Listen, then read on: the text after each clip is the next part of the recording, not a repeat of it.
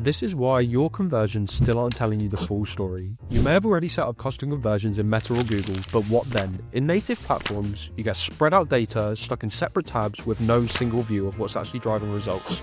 And it's hard to see which campaigns delivered, which ads worked, and which actions hit your real goals.